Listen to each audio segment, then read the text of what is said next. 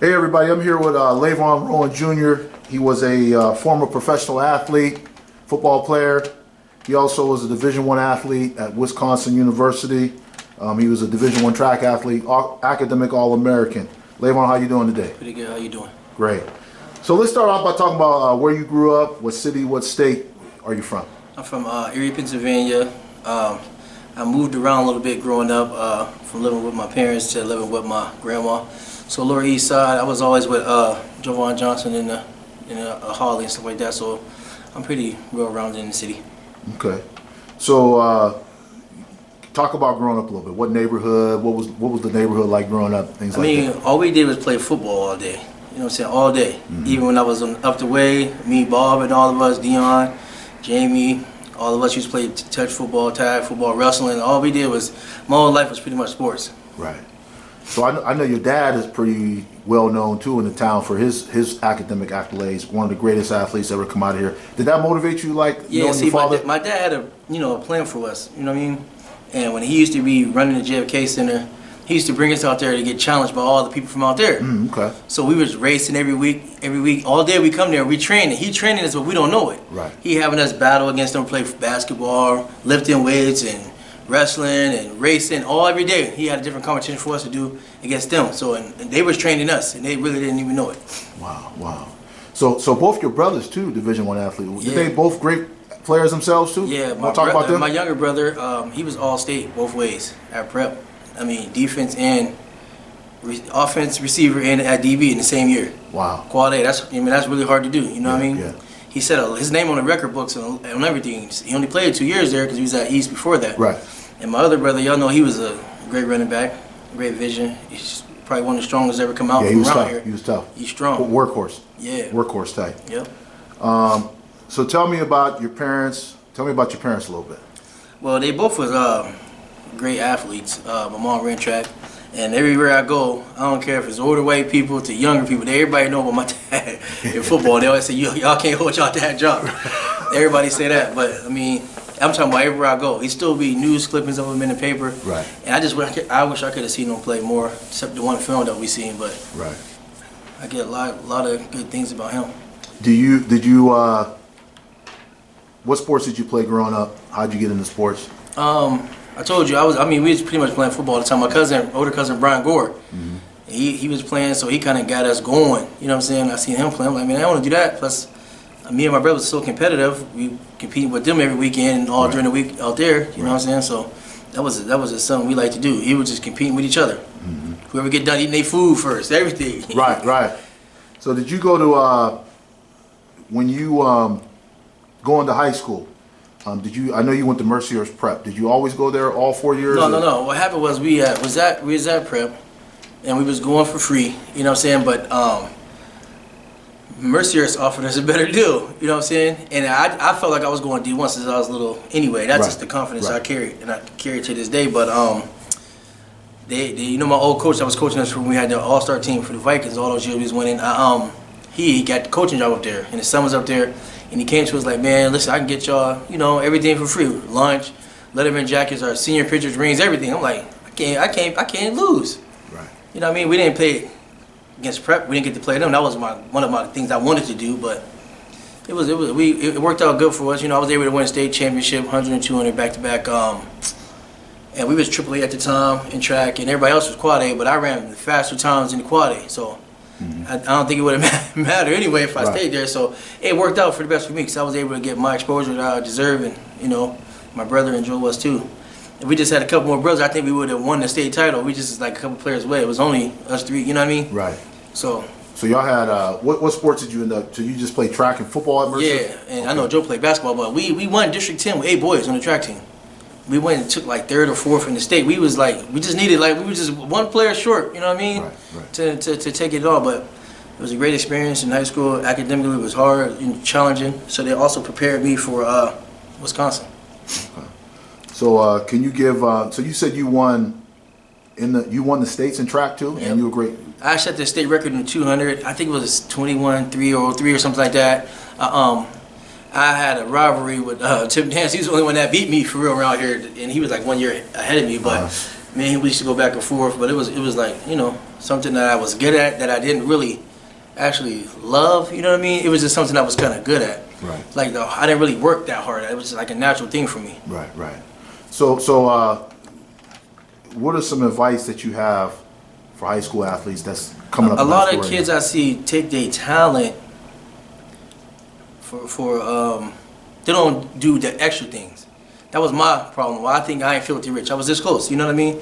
And I always relied on my speed because I was faster and bigger than most people that I went against. So it was easy for me to not work on technique and stuff like that because I was gifted. You know what I mean? I could jump, run, all that stuff, and I was physical. So all the way through, I was always probably the fastest dude on the team or one of the fastest, you know what I'm saying? Right. So I never had to rely on working on my back pedal, all that, because I could sit on people's routes and all that stuff, and that hindered me when I got to the highest level because my technique wasn't as good. I think that was one thing that hurt me.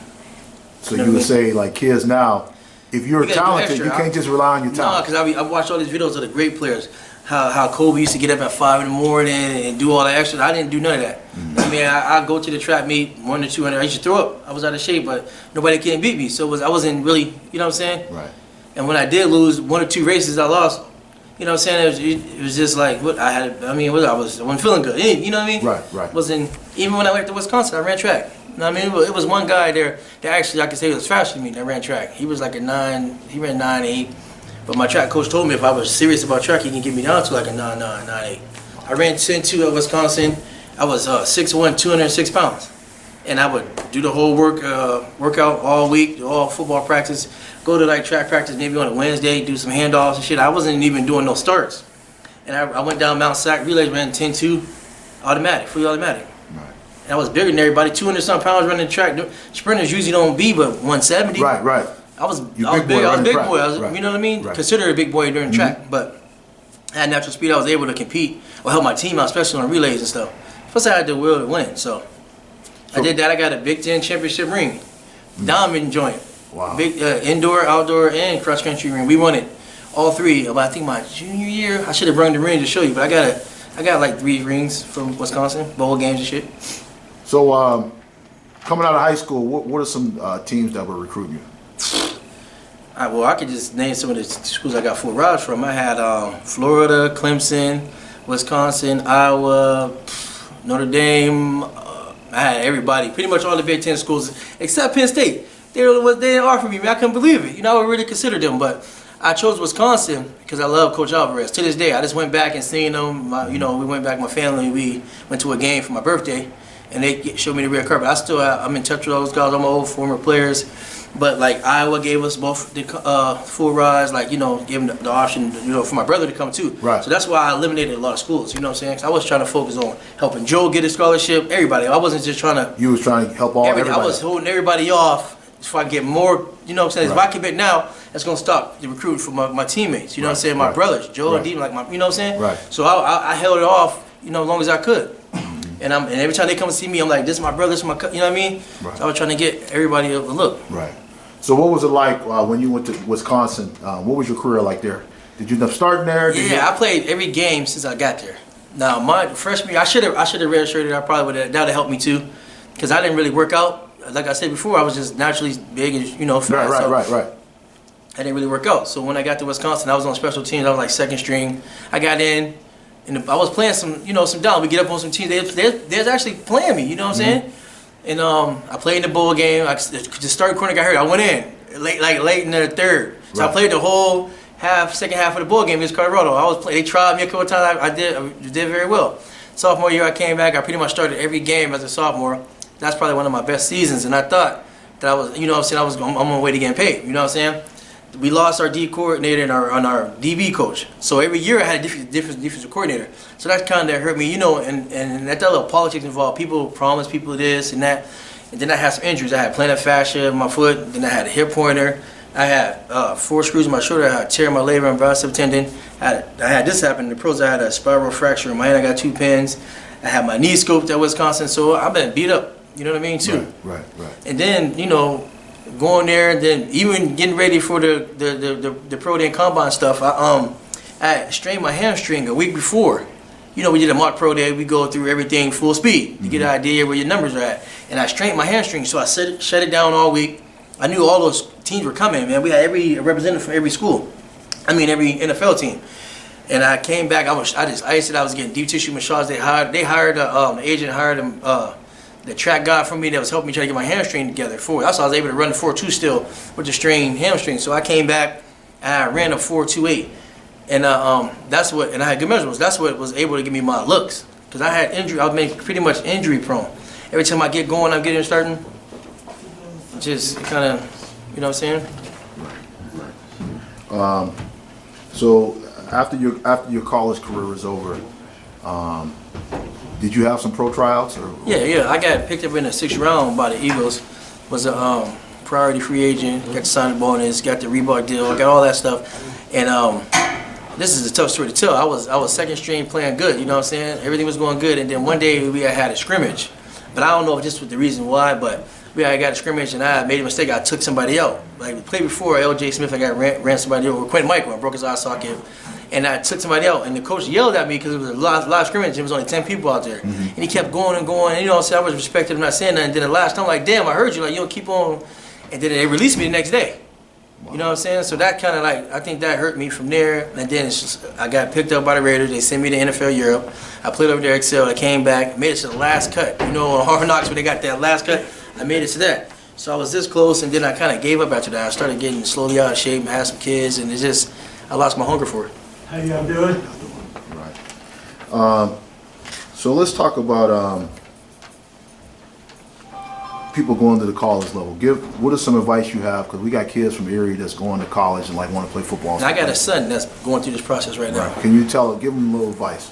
The thing is, they're going to tell you whatever you want to hear.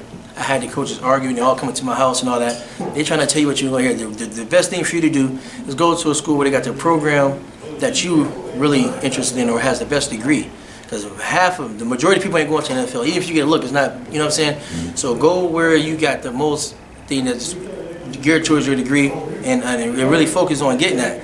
That's the most important thing. It's free, you know what I'm saying? That's the first and last time as an adult, you'll get something that's that valuable for free. Right. So you need to really take that serious and because if I could do it again, I wouldn't be in learning science. I'd have been pre-med or pharmacist or something. Right. Where I can, you know what I'm saying? Right. A law degree or something, a business degree. Right. So don't go there messing around getting no communications degree or something that it's not hard to get on ESPN.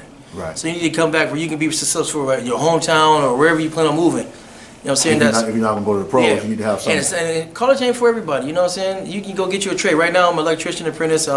They do very well financially, and it's a good retirement. So don't always think you got to go to college if you ain't playing football. You know what I'm saying? If it ain't your goal to go to the next level, you know, just get you a trade. If anybody need any questions about getting into trades, I know a lot about it, and it's been very helpful since I've been, working. All my brothers. My brother's a plumber, my other brother's an electrician also. Right.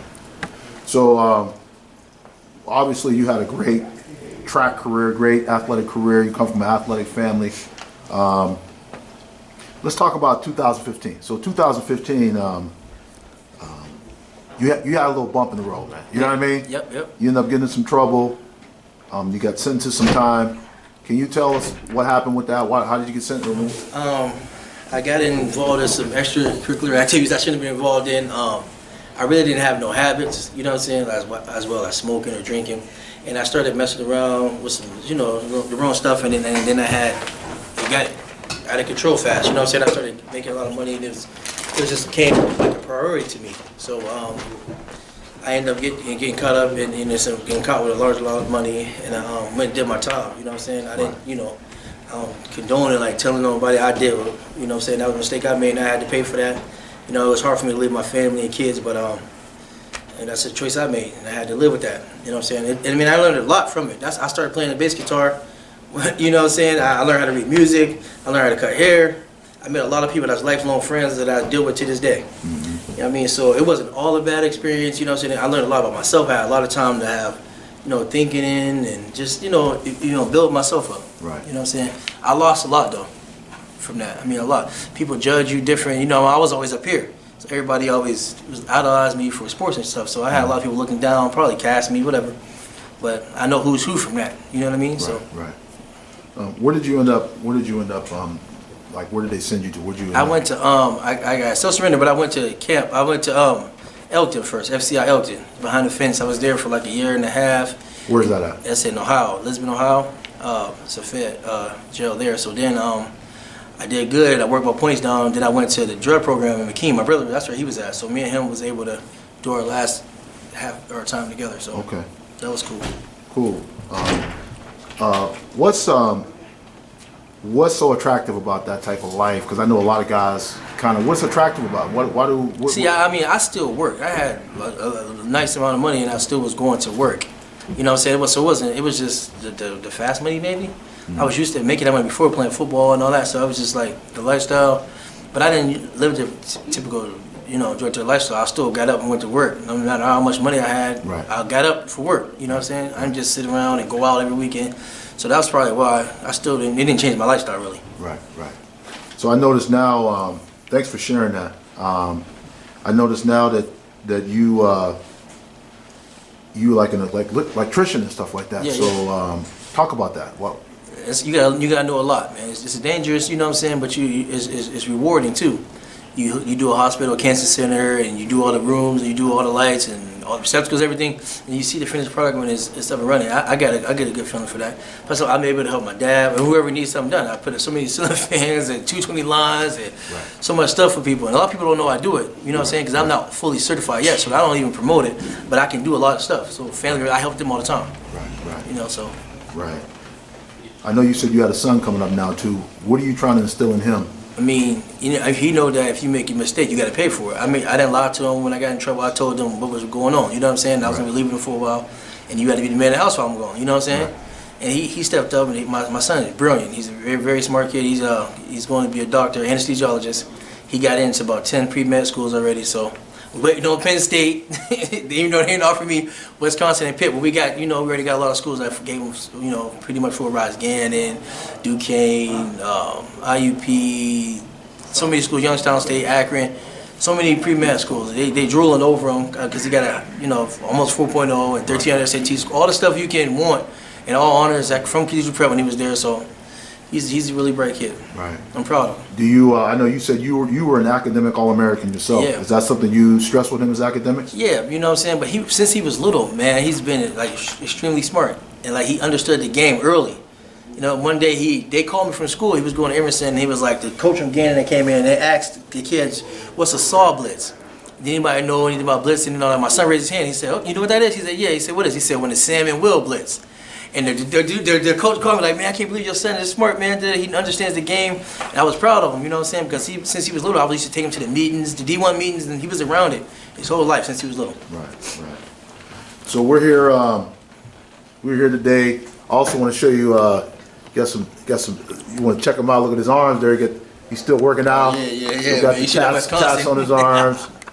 Yeah. You want to talk about those a little bit? Anything special about those? I got, just like my Wisconsin one. This is like some of my family member names and product of my environment, and it was 814 is where I'm from. Okay. So that's probably one of my bigger ones that I like.